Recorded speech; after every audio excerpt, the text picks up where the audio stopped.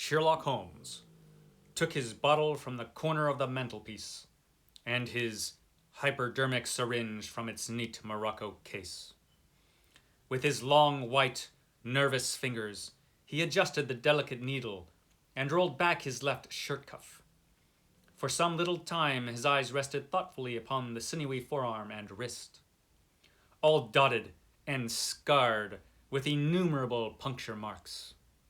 Finally, he thrust the sharp point home, pressed down the tiny piston, and sank back into the velvet-lined armchair with a long sigh of satisfaction. 3 times a day for many months I had witnessed this performance, but custom had not reconciled my mind to it. On the contrary, from day to day I had become more irritable at the sight, and my conscience swelled nightly within me at the thought that I had lacked the courage to protest. Again and again I had registered a vow that I should deliver my soul upon the subject. But there was that in the cool, nonchalant air of my companion which made him the last man with whom one would care to take anything approaching to a liberty. His great powers, his masterly manner, and the experience which I had had of his many extraordinary qualities, all made me diffident and backward in crossing him. Yet upon that afternoon, whether it was the bone which I had taken with my lunch, or the additional exasperation produced by the extreme deliberation of his manner, I suddenly felt that I could hold out no longer. "Which is it today?" I asked. "Morphine or cocaine?" He raised his eyes languidly from the old black-letter volume which he had opened. "It is cocaine," he said. "A 7% solution. Would you care to try it?" "No, indeed," I answered brusquely. My constitution has not got over the Afghan campaign yet. I cannot afford to throw any extra strain upon it." He smiled at my vehemence. "Perhaps you are right, Watson," he said. "I suppose that its influence is physically a bad one. I find it, however, so transcendently stimulating and clarifying to the mind that its secondary action is a matter of small moment." "But consider," I said earnestly, "count the cost. Your brain may, as you say, be roused and excited, but it is a pathological and morbid process which involves increased tissue change and may at least leave a permanent weakness. You know, too, what a black reaction comes upon you.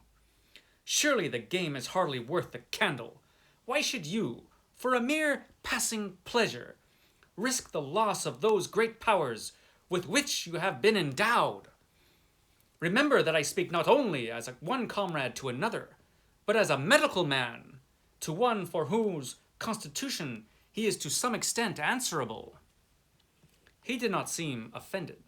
On the contrary, he put his fingertips together and leaned his elbows on the arms of his chair, like one who has a relish for conversation. "My mind," he said, "rebels at stagnation. Give me problems. Give me work. Give me the most abstruse cryptogram, the most intricate analysis, and I am in my own proper atmosphere. I can dispense then with artificial stimulants, but I abhor the dull routine of existence. I crave for mental exaltation. That is why I have chosen my own particular profession, or rather created it, for I am the only one in the world." That is the beginning of The Sign of the Four, a fantastic Sherlock Holmes novel. The Sign of the Four, also known as The Sign of Four, depending who and where it's been published, was published the first time in 1890 in Lippincott's Monthly magazine. It's notable in many ways, particularly for that scene I just read you melodramatically and badly. That is the beginning of the novel when we find out that Sherlock Holmes is actually a drug addict. which of course quite upsets Watson, which it would. He is a doctor, he knows how bad drug addiction can be. Even in those days in Victorian London, they knew cocaine was quite the problem, actually. So this novel does actually show a more human side of Sherlock Holmes, and a lot of interesting things happen in it. We have a missing person. We have the Indian Mutiny of 1857. We have stolen treasure. And we have murder. This novel also is notable for the introduction of Mary Morstan. Mary Morstan, spoiler alert, becomes Watson's first wife. Watson was married twice, at least as far as we can figure. I suppose he could have been married 3 times, but as far as we know, he was married twice. Mary Morstan was his first wife, and he meets her in the very second Sherlock Holmes story, which was the second Sherlock Holmes novel. After this novel, Sir Arthur Conan Doyle starts writing Sherlock Holmes short stories, which are published in the Strand, and that's when Sherlock Holmes became a big hit. This novel did well, but the Sherlock Holmes, man, Sherlock Holmes stories, they were a sensation. So Mary Morstan, her father vanished, and without explanation. So no one knows whether her father is alive or dead. But he vanished mysteriously. And then she started receiving each month a pearl in the mail. And finally a message saying that she had been greatly wronged. And this all leads into a tremendous mystery. Because she goes to Sherlock Holmes to help solve this mystery.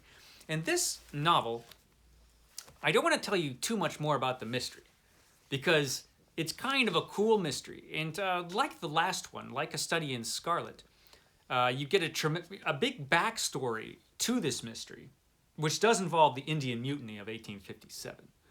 How it involves it, I will not say. But there's some interesting stuff going on in this book. One thing about some of these old Victorian novels, Charles Dickens and Wilkie Collins, for example, did this thing where they would have these really extremely eccentric characters. I think that was like a Victorian thing. Maybe it's because it was such a stuffy, staid society that in their fiction they would bring out these just totally eccentric, weirdo characters. This novel has a little bit of that. There are a couple strange characters, the Sholtos, for example, whom you will learn about when you read this book. And there's also a lot of other stuff going on. There's a mysterious guy who's hanging out with this Andaman Islander named Tonga. What's Tonga doing in this story? He's shooting darts at people. That's what he's doing. A lot of weird stuff going on in this novel. And it's really really interesting. It's really engaging, and at times it's pretty exciting. It's got some exciting moments in this novel. But the best parts of this novel, aside from the eccentric characters, which are kind of cool, it works in this story. It's real easy to push that kind of thing over the top, like Wilkie Collins liked to do, which sort of made some of his books just kind of, well, a little ridiculous. Not all of them are like that, but a few of them are a little ridiculous. So, but Sir Arthur Conan Doyle, he was a clever writer. He was a smart guy. He was a good storyteller. He knew just how far to push that kind of thing. Sherlock Holmes, after all, is kind of an eccentric character on his own. But this story is interesting because we see that Sherlock Holmes is not just the master detective. He is a flawed human being. He is a drug addict. Now, he did get over this eventually with the help of Watson. And as I've said before in another Sherlock Holmes video that I did when I started this channel long ago, that it was the friendship that he had with Watson that helped him overcome his drug addiction. I don't think he ever would have done it on his own. He needed Watson to help him out. He needed help from his friend. He did it for Watson, basically. He wouldn't have done it, I think, on his own. And who knows where Sherlock Holmes would have ended up. Because Watson, of course, was absolutely right. What's this guy doing with this tremendous brain of his? Just messing up his head by taking cocaine. That's crazy. And like a lot of drug addicts, he came up with excuses for what he was doing. But in the end, it was an excuse.